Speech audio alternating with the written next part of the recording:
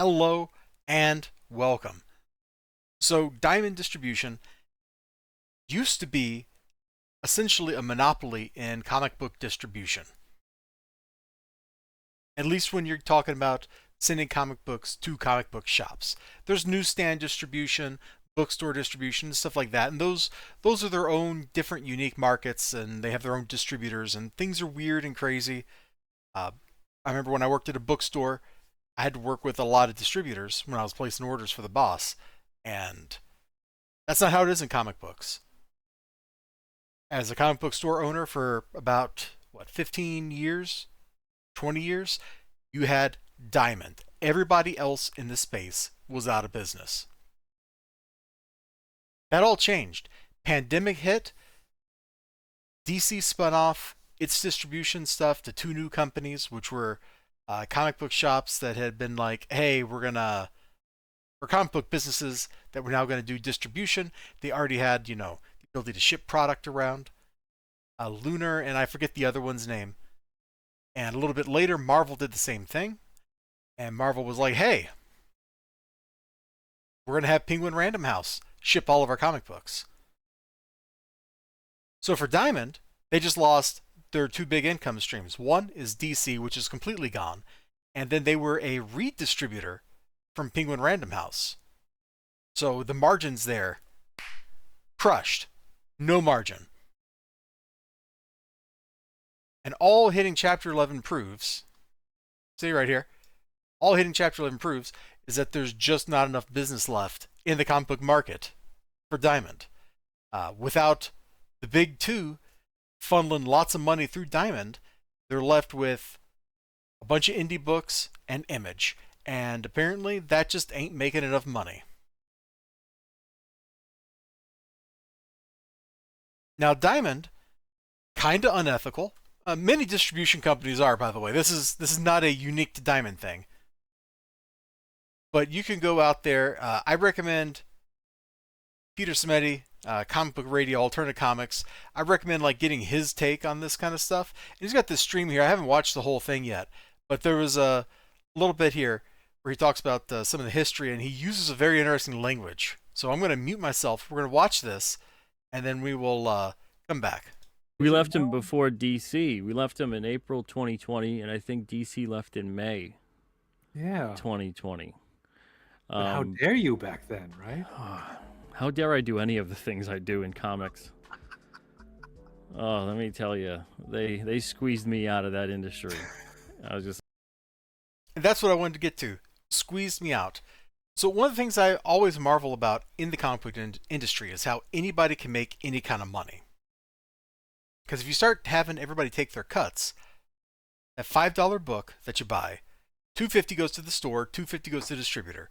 At the distributor, half of that's going to go to the publisher, and at the publisher, half of that's going to go to the printer, and then the publisher has to make do on the other half of that. So your $5 book, you're looking at 75 cents or something split among everybody the publisher works with. When you sell 100,000 units, okay, that's 75 grand.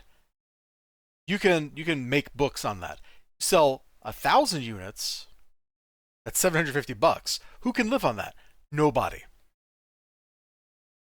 There's not actually that much money in selling floppy comics. All right? So I'm not surprised that Diamond is having trouble, that Diamond is doing this. Now, some companies are going to buy their UK business. Diamond is getting funding from JP Morgan Chase. But this is usually not a good sign for a company. Some of their business practices, and these are again not uncommon among distributors, but naively you would expect this is how it should work, right? Store says, hey, I want to purchase 11 Fooballs or Foozles or whatever. Give me 11 Batman number 522. The distributor goes, cool, let me order 11 Batman 521s from DC. Then DC ships them. That's kind of how you would expect it would work, right? It doesn't work anything like that. So Diamond goes, yo, what you want to sell? Then the actual publishers send Diamond what they want to sell. And then Diamond tries to sell that to people. That stuff sits on a shelf. Diamond eventually starts charging people rent for having product in the warehouse.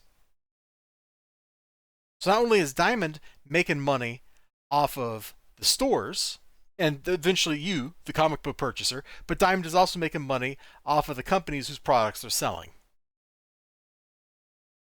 Seems weird, doesn't it? Retail is real funky like that. For example, if you're in certain industries like cosmetics, or heck, periodicals, i.e. comic books, in a retail setting, you pay for your spot on the shelf.